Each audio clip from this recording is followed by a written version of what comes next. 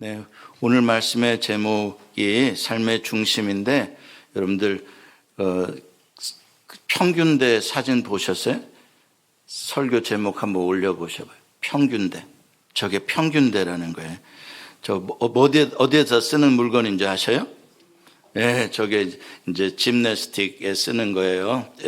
체조할 때 평균대 경기라는 게 있잖아요. 저게 5m 길이에 저 폭은 불과 10cm밖에 안 된답니다. 여러분, 모든 평균대 경기만이 아니라 모든 운동 경기에 있어서 가장 중요한 게 뭐냐면은 중심을 잡는 거예요. 선수가 중심을 잃어버리면 아무것도 못하는데 저 평균대 경기가 바로 그 중심 잡기를 확인하는 그러한 경기인 것이죠. 우리 몸에서 중심을 잡아주는 근육을 코어 근육이라고 한다는 걸 여러분들 요새 들어보셨을 거예요. 그래서 프랭크 뻗치기 운동을 해가지고 이 코어 근육을 잘 강하게 해줘야 척추가 반듯하고 안 아프게 오래 산다. 그래서 요새 아주 유행입니다. 자, 그렇다면 이 평균대 경기가 인생에서 의미하는 건 뭘까? 비유적으로 보았을 때 아까 평균대 경기는 중심 잡기에 대한 이야기라 그랬잖아요. 이것을 인생에 대입해 보면 인생에서도 중심이 무너지거나 잘못 잡히면 떨어지고 만다. 그렇죠? 실패하고 만다는 것입니다.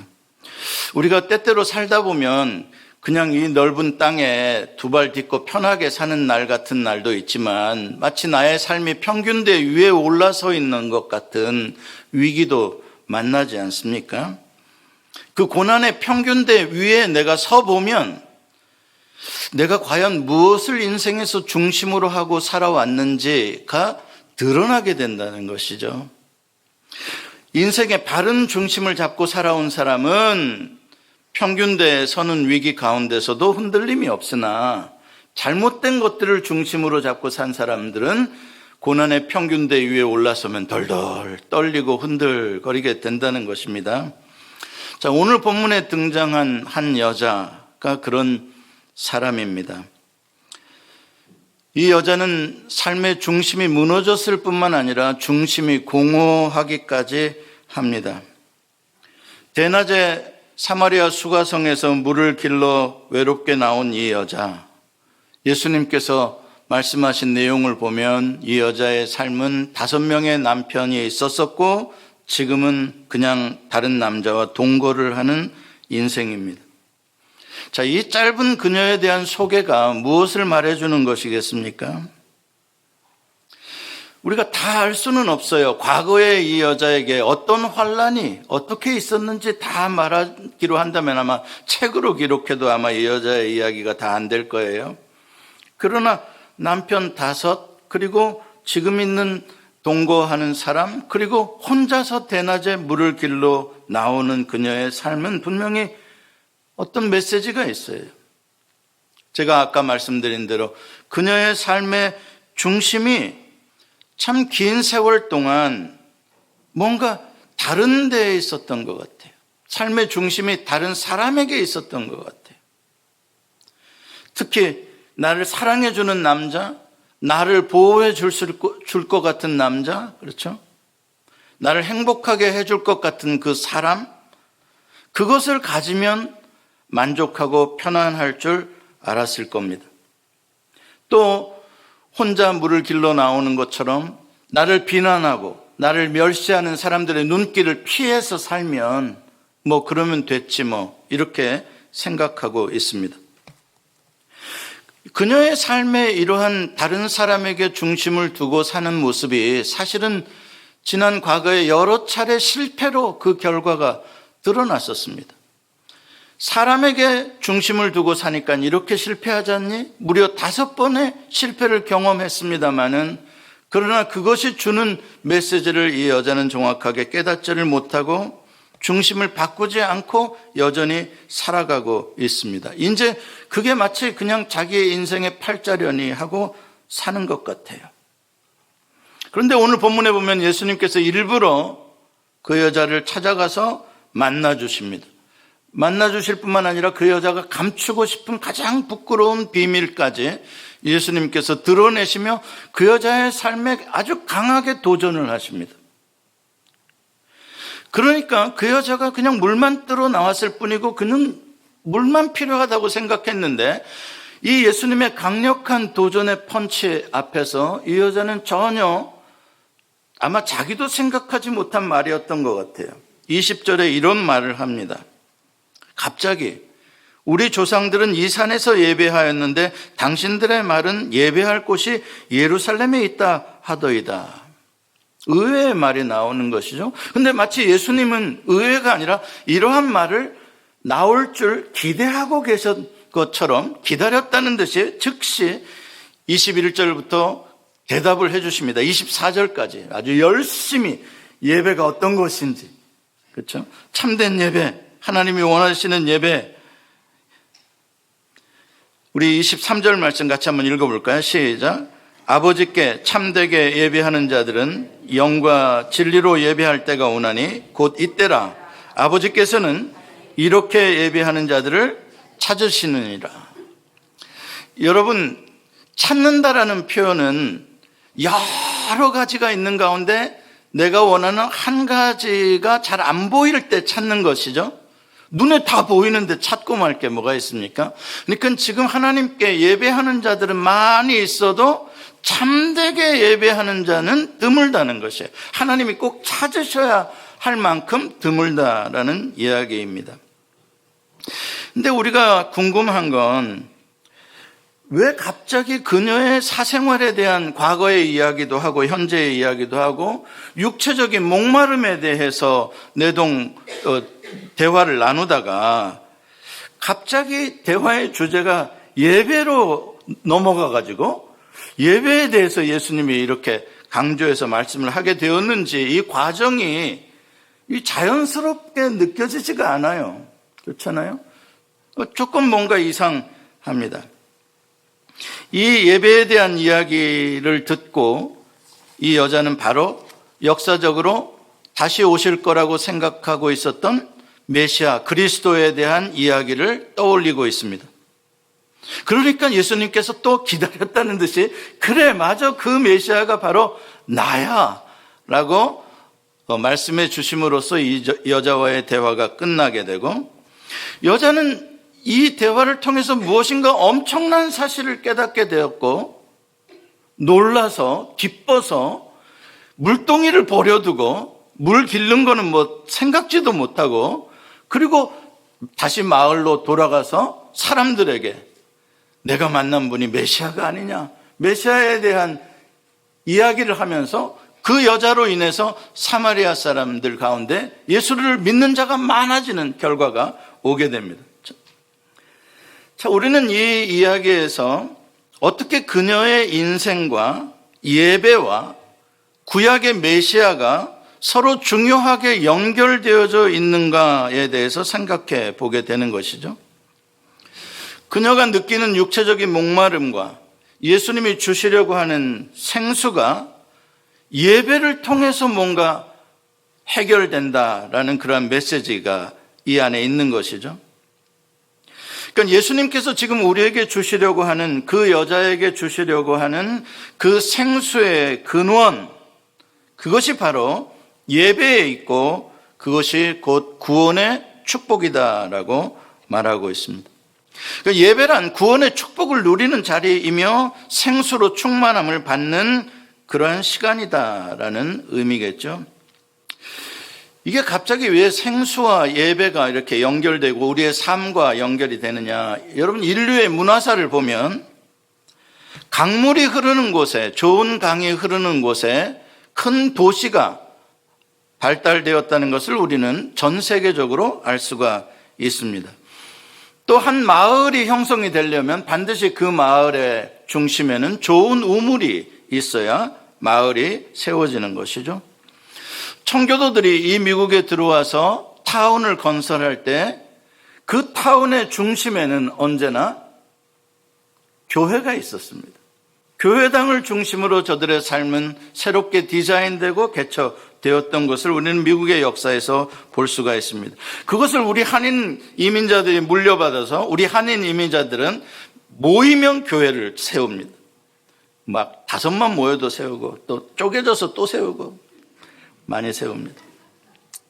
자, 그런데 이게 낯선 장면이 아니고요. 이건 낯선 장면이 아니고 이것은 철저히 성경에 근거되어진 이야기입니다. 출애굽 광야 시절에 성막이 세워진 장소가 어딘가? 그렇죠?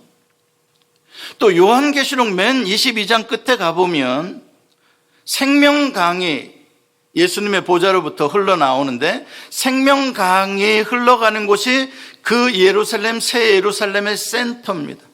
강 좌우에, 그렇죠? 열매 맺는 생명나무 과일들이 맺혀지게 되는 것이죠. 성막의 위치는 한 센터였습니다. 성막은 시내산 꼭대기에 세우고 성도들 보고 예배하러 시내산 꼭대기로 올라오라고 하지 않으셨습니다. 그들이 살아가고 있는 삶의 한 중심, 그들과 함께 하나님이 텐트를 치시는데 한 센터의 중심에 하나님의 성막을 세우고 북쪽, 동쪽, 남쪽, 서쪽으로 세 지파씩 텐트를 치게 했던 것을 우리가 알 수가 있습니다. 그래서 모든 이스라엘 백성들은 아침마다 하나님의 성막을 바라보고 하루를 시작합니다. 밤에는 불기둥으로 하나님께서 그들과 임재하시고 보호하시고 지켜주신다는 것을 날마다 보고 단잠을 잘 수가 있었습니다. 그리고 성막에 구름이 떠오를 때는 이제 텐트를 접어서 다른 곳으로 이동하라는 하나님의 뜻으로 알고 이동하고 또 성막에 구름이 내려앉으면 그곳에 텐트를 펴고 있어라. 갈 때와 멈출 때를 다 성막을 통해서 알게 되었습니다. 안식일이 되면 하던 일을 멈추고 성막에 나와 하나님께 제사를 드렸습니다. 이 성막 중심의 삶, 이게 바로 여호와 하나님 중심의 하나님을 왕으로 모시고 하나님을 주인으로 모시고 사는 하나님 백성들의 삶입니다.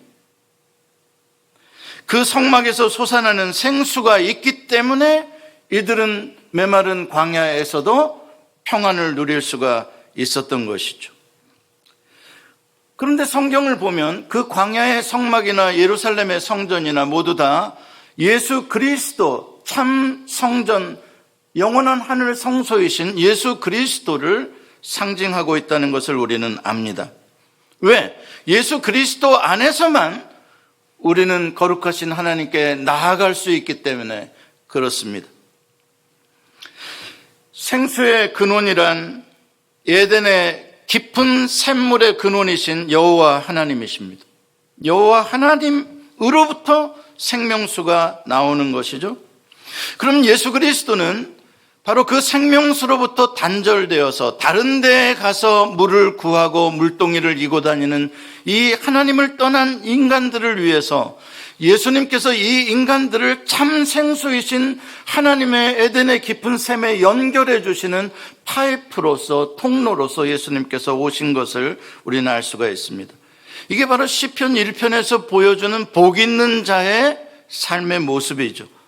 복 있는 자의 뿌리는 시냇물에 내려져 있기 때문에 복이 있는 것입니다. 예수님을 통해서 생수의 근원이신 하나님께 뿌리를 내린 삶, 그게 복 있는 삶이요 구원의 축복을 경험하는 삶인 것입니다. 그게 바로 예배라는 것이죠. 그러니까 예배라는 것은 목마른 우리의 인생들이 파이프이신 예수님과 생수의 근원이신 하나님이 서로 연결되어지는 그러한 자리인 것입니다.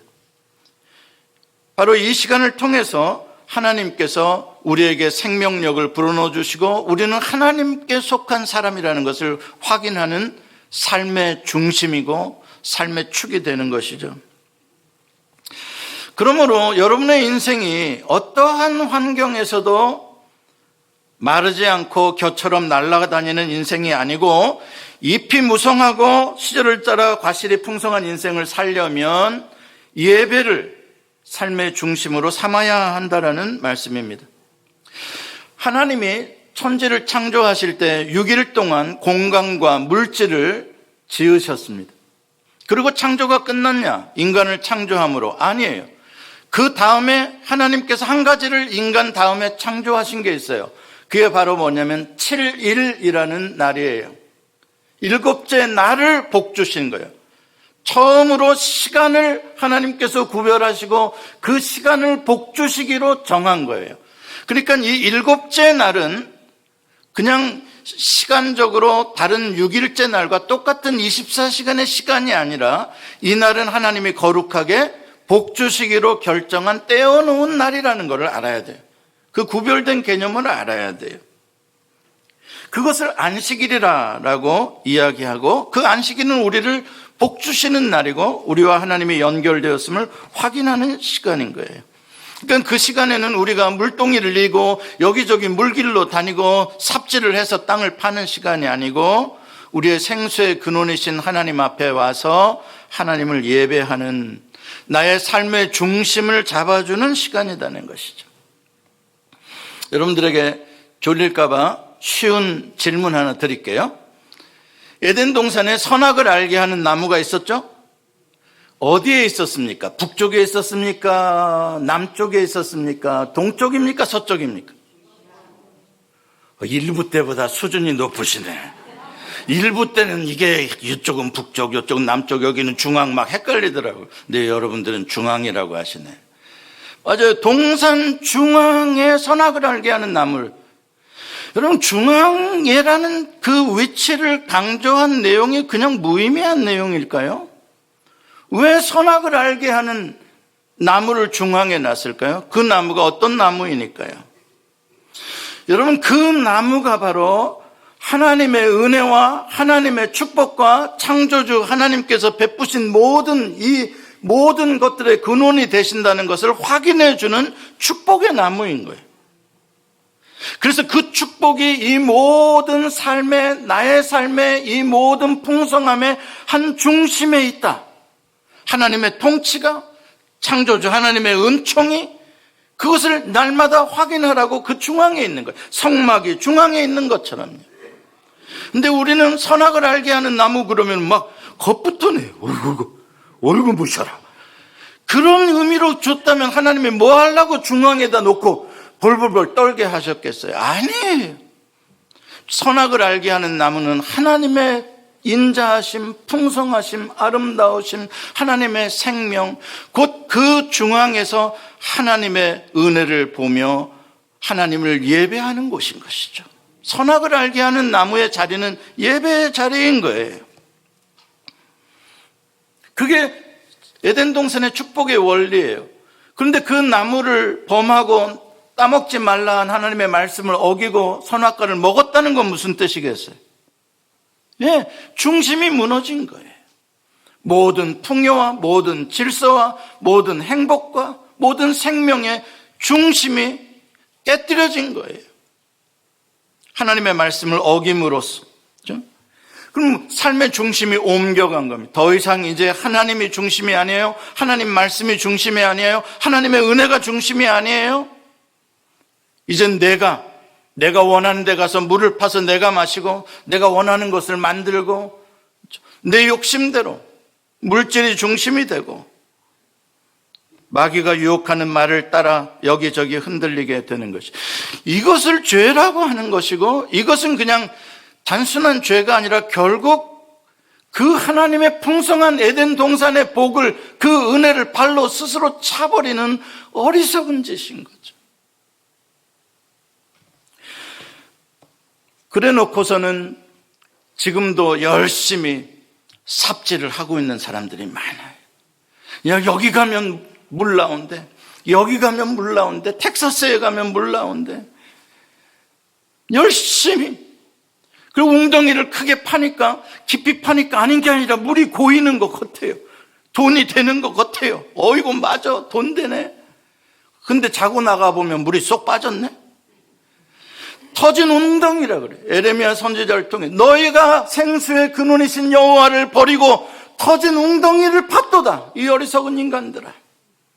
그걸 모르냐? 그게 지금 돈이 벌린다고 생각하니? 네 계획대로 잘 되고 있다라고 지금 생각하는 거니? 아니야. 한순간에 그건 날아가는 거야.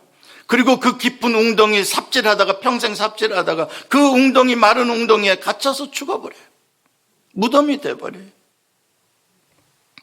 사랑하는 성도 여러분, 우리가 살다 보면 이 세상에 우리를 유혹할 만한 아름답고 좋은 것들이 얼마나 많아요. 너무 많아요. 예배보다 더 멋지고 화려한 것들이 너무 많아요. 쉬고 싶은 것, 재밌는 것, 갖고 싶은 것, 되고 싶은 것 너무 많아요. 예배보다 더 소중한 나의 비즈니스, 예배보다 더 소중한 나의 자녀들, 예배보다 더 소중한 이 사람 너무 많아요, 세상에. 알아요. 그러나 오늘 우리가 한 가지 결정을 하고 가야 돼. 내 인생에서 한 번은 뜻을 정하는 것이 있어야 돼. 한 가지. 그런 거 좋아, 있어, 알아. 그러나 나는 여호와 하나님을 섬기는 것만큼은 다른 어떤 것과 타협하지 않겠다. 나는 여호와 하나님을 위하여 예배하는 시간과 그 장소만큼은 내 인생에서 다른 어떤 것과 타협하거나 양보하지 않겠다. 나머지 것들이 안 중요하다는 게 아니에요. 중요하지만 그러나 내가 이것은 양보할 수 없다.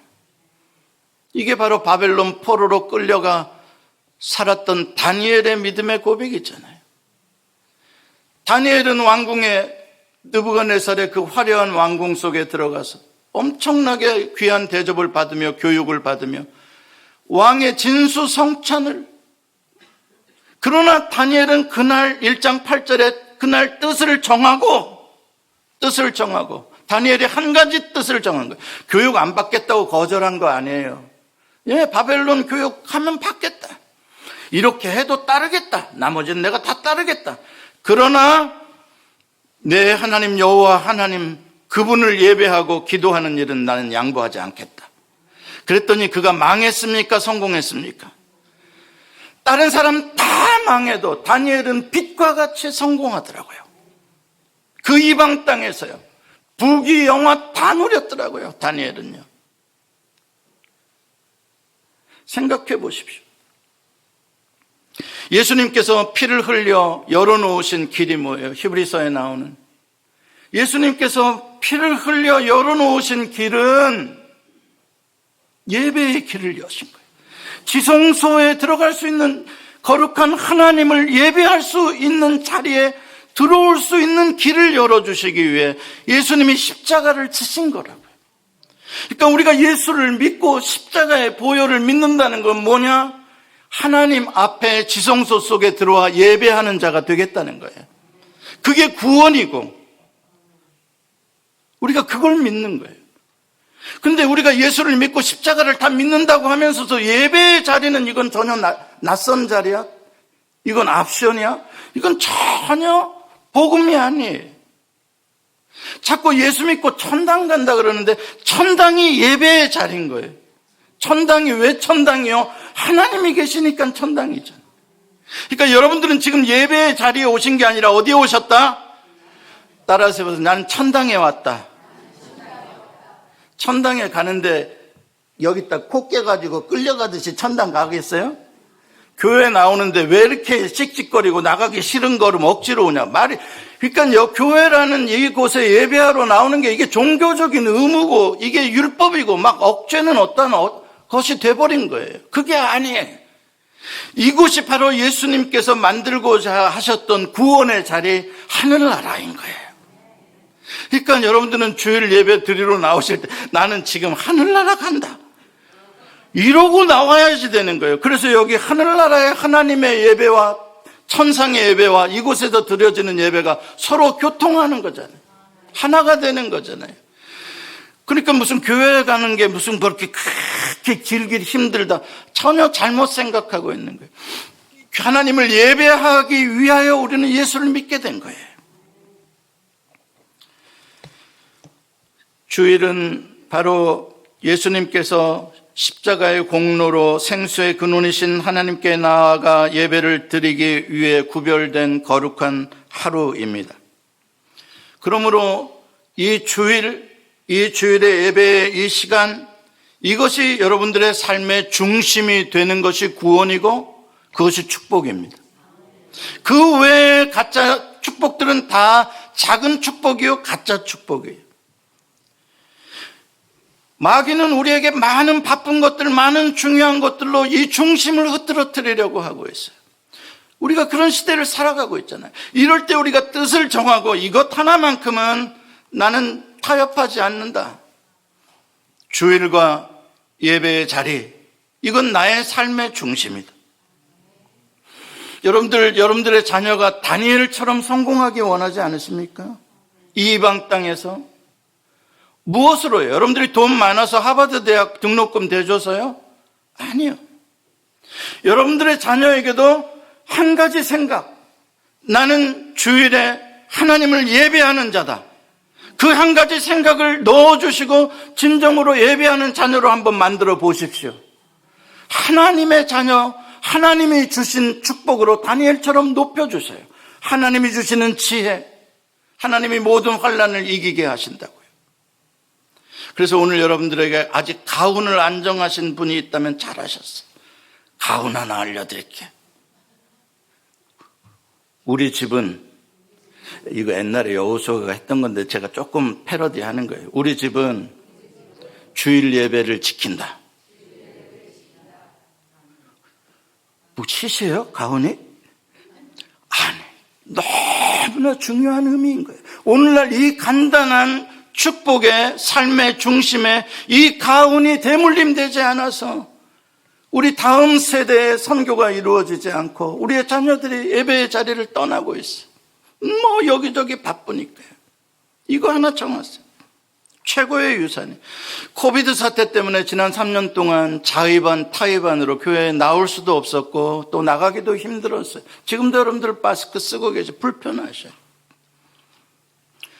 바로 우리를 평균대 위에 올려놓고 흔들어 보는 거예요. 그런 때를 우리가 보내고 있는 거예요. 3년을 살아보면서 내 삶의 중심은 어디에 있었지? 무엇에 있었지? 가게에 있었나?